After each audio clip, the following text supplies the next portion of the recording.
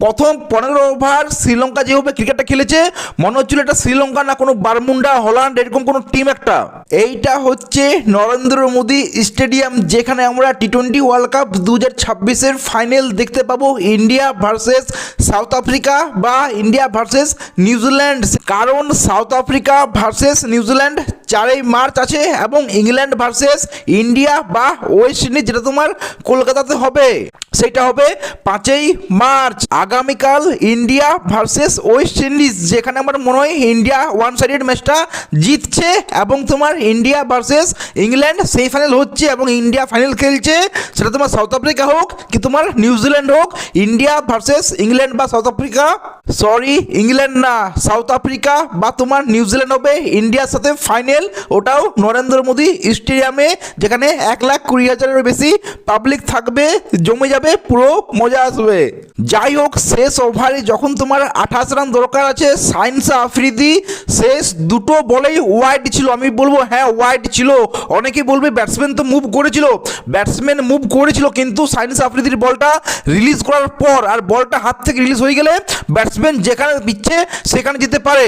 So আমি রিপ্লেতে যেটা দেখলাম সাইন্স আফ্রিদি বলটা রিলিজ করে দিয়েছিল, দেন তোমার ও দাসুন সানাকা মুভ করেছিল, সো এটা ক্লিয়ার ওয়াইড ছিল এবং শেষ বলটা ওটাই আমি বলবো চলো এম্পায়ার কল হতেই পারে। কিন্তু ভাই ওই দুটো ওয়াইডের মধ্যে একটাও ওয়াইড দিলে 5 রান, 5 রানের মধ্যে একটা 4 মারলে আমরা হয়তো সুপার ওভার দেখতে পেতাম, আর 6 মারলে হয়তো শ্রীলঙ্কায় জিতে যেত ম্যাচটা। কিন্তু ভাই শ্রীলঙ্কা যে করছিলটা কি আমি বুঝলাম না।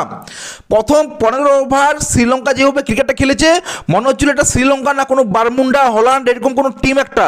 মানে তিক্সানা ক্যাচ ছাড়ছে, আসলাঙ্কা ক্যাচটা নিয়ে পড়ে বাউন্ডারি চলে যাচ্ছে, 6 দিয়ে দিচ্ছে, ব্যাটে বল লাগছে, ক্যাচ আউট হয়েছে, কিপারে রিভিউ নিচ্ছে না তিক্সানা, 1 রানটাকে 2 রান দিচ্ছে, 2 রানটাকে 3 রান দিচ্ছে। শ্রীলঙ্কা কি করছিল বুঝতে পারছিলাম না, যেভাবে তোমার ফিল্ডিং করেছে, যেভাবে সে ফার্স্ট 15 ওভার খেলেছে আর যে লাইনে বল করছিল, এটা ভাই আমি বলবো পাড়ার ক্রিকেটে গলি ক্রিকেটে এরকম বোলিং কেউ করে না। যে বোলিংটা করছিল শ্রীলঙ্কা প্রথম 15 ওভার, না তোমার কোনো স্লোয়ার না তোমার অফ স্টেমে বল, কেবল গুড লেন্থে বল, গুড লেন্থে বলবো আমি লেন্থ মানে সলোটে বল করছিল। এটা তোমার পাকিস্তানের চলো ব্যাটসম্যানরা মেরেছে ঠিক আছে, কিন্তু ভাই এখানে অনেকেই ভুল ভাবতে পারে আমাকে, কিন্তু ভাই আমি এখনও বলছি এটা যদি তোমার এইসব বল যদি কোনো ভালো ব্যাটসম্যান পেতো না, ধোনি বিরাট কোহলি বা এবিডি বিলিয়ার্স এরকম যদি কোনো ব্যাটসম্যান পেতো, ওর স্ট্রাইক রেট আজকে 250 থেকে 300-এর মধ্যে থাকতো ওই ব্যাটসম্যানের স্ট্রাইক রেট।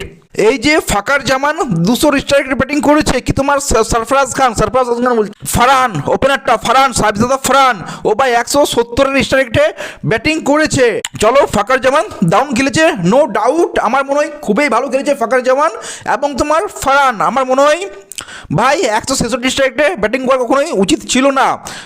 এটা অন্য ব্যাটসম্যান হলে যেরকম বল করছিল তোমার আমি সেই হিসেবে বলছি, নো ডাউট ফ্রান খুবই ভালো খেলেছে, নো ডাউট আমি এখানে কোনো প্রশ্নই করছি না। কিন্তু শ্রীলঙ্কা বোলাররা যেভাবে বোলিং করেছে কোনো স্লোয়ার দেয়নি, কেবল সলোটে বল করেছে, আর এই যে তোমার সলোটে বলগুলো করছিল প্রত্যেকটা 6-এর বল। সো এখানে তোমার এরকম বোলিংয়ে গালি ক্রিকেটের বোলিংয়ে 166 স্ট্রাইকের ব্যাটিং আমি তো অ্যাটলিস্ট অ্যাকসেপ্ট করি না ভাই, যেটা অনেকেই ভুল ভাবতে পারে এখানে, কিন্তু আমার মনে হয় এটাই ভাই, যেইভাবে তোমার শ্রীলঙ্কা বোলিং করছিল এখানে পাকিস্তানকে অ্যাটলিস্ট 280-90 করা উচিত ছিল, 260 প্লাস তো করা উচিত ছিল, যেভাবে তোমার শ্রীলঙ্কা আজকে বোলিং করেছে। 15 ওভার পরেও ভাই দেখো ওয়াইড ইয়র্কার মেরেছে, ওয়াইড লেন্থে বল করেছে ঠিক আছে, কিন্তু তখনও ভাই স্লোবার চেষ্টাই করেনি কেউ।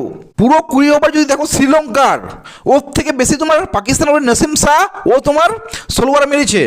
সো আমার মনে হয় শ্রীলঙ্কা খুবই আজকে বাজে ক্রিকেট খেলেছে, সানাকে বাদ দিলে আমার মনে হয় না সেরকম কেউ ভালো খেলেছে। আর শ্রীলঙ্কা ব্যাটিংটা একটু ভালো করেছে, কিন্তু ভাই সানাকা হোয়াট এ প্লেয়ার, ও একটা লিজেন্ড ভাই, ও একটা লিজেন্ড সিরিয়াসলি। যে খেলাটা খেলেছে 28 রান দরকার, সেখানে তোমার 4, 3টে পরপর 6, ওই ভাগ্যিস তোমার 2টো ওয়াইড। এটা আইপিএল হলে বা যদি তোমার রিভিউ নেওয়া যেত ওয়াইডটা আছে কি না সেটা যদি রিভিউ নেওয়া যেত, যেমন থাকে আইপিএলে ওয়াইড নো বলে রিভিউ, তাহলে হয়তো তোমার শ্রীলঙ্কা আজকের ম্যাচটাও জিতে যেত। কিন্তু যাই হোক পাকিস্তান টি-20 ওয়ার্ল্ড কাপ থেকে বের হয়ে গেল, নিউজিল্যান্ড ইন হয়ে গেল, এবং তোমার আমার মনে হয় এখানে পাকিস্তান জিতলে আমার তো অ্যাটলিস্ট মনে হতো এটা ভালো হতো, কারণ ইন্ডিয়া ভার্সেস পাকিস্তান যদি ফাইনাল হতো খুবই একটা ভালো হতো। এর কারণটা কি জানো, কারণ পাকিস্তান যদি আজকে ম্যাচটা জিততো মানে জিতেছে, কিন্তু যে রান রেটের দরকার ছিল ওই 147-এর মধ্যে অল আউট করতে হতো, সেখানে যদি জিততে পারতো, সেমিফাইনাল যেতে পারতো, তাহলে তারা সাউথ আফ্রিকাকে হারাতেই পারতো। কারণ ভাই পাকিস্তান শ্রীলঙ্কাতে 1-1.5 মাস ধরে ওখানে পড়ে আছে, শ্রীলঙ্কার পিচের সাথে খুবই ভালো একটা এক্সপিরিয়েন্স নিয়েছে। সাউথ আফ্রিকার প্রথমবার যেহেতু তোমার শ্রীলঙ্কা খেলতে, তো সেখানে খুবই একটা বড় চান্স ছিল যে তোমার পাকিস্তান সাউথ আফ্রিকাকে হারিয়ে দিতে পারতো। কারণ সাউথ আফ্রিকার সেরকম কোনো বোলার ছিল না, স্পিনার সেরকম ছিল না, যেটা তোমার পাকিস্তানের আছে। এবং তোমার শ্রীলঙ্কাতে স্পিনাররাই চলছে, স্পেশালি ভাই লেগ স্পিনারগুলো খুবই ভালো করছে, বোলিং করছে। সো আমার মনে হয় পাকিস্তান যদি আজকে জিততে পারতো তাহলে হয়তো তোমার পাকিস্তান ফাইনাল খেলতো, এবং পাকিস্তান ফাইনাল খেললে ইন্ডিয়া ভার্সেস পাকিস্তান, আমার মনে হয় ইন্ডিয়ার খুবই একটা ভালো চান্স ছিল এবছরের ওয়ার্ল্ড কাপটা নেওয়ার, যদিও এখনও চান্স আছে, কিন্তু আমার মনে হয় ভাই পাকিস্তান হলে ব্যাপারটা একটু ইজি হতো, ওয়ান সাইডেড হতো, যেটা তোমার সাউথ আফ্রিকা এবং নিউজিল্যান্ড খুবই একটা বড় চ্যালেঞ্জ দেবে তোমার আমাদের ভারতীয় টিমকে। আমার যেটা মনে হয় পার্সোনালি, এটা সবারই নিজের নিজের মত হতে পারে। যদিও ভারত এখন তোমার সেমিফাইনালে কোয়ালিফিকেশন করেনি, আগামীকাল যে ম্যাচটা আছে ইন্ডিয়া ভার্সেস ওয়েস্ট ইন্ডিজ, সেখানে ওয়েস্ট ইন্ডিজ হারাতে হবে, তবেই ইন্ডিয়া খেলবে ভাই সেমিফাইনাল। আর আমি এখন থেকেই বলছি, এখন থেকে কি, আমি যখন ওয়ার্ল্ড কাপ শুরু হয়নি তার আগে থেকে বলছিলাম। যাই হোক, আমরা জানি ভাই যে ভারতীয় টিম কি নাই করতে পারে, এখন তো ফর্মে নেই, ফর্মে এলে কী হবে। আর হ্যাঁ, আমি একটা কথা বলতে চাই ভাই, অভিষেক শর্মা এবং সঞ্জু স্যামসন ওপেনিং করছে, এটা আমি বলবো খুব একটা ভালো চাল। কারণ অভিষেক শর্মা এবং ঈশান কিষান যখনই তোমার ওপেনিং করছিল, অফ স্পিনার চলে আসলো বোলিং করতে।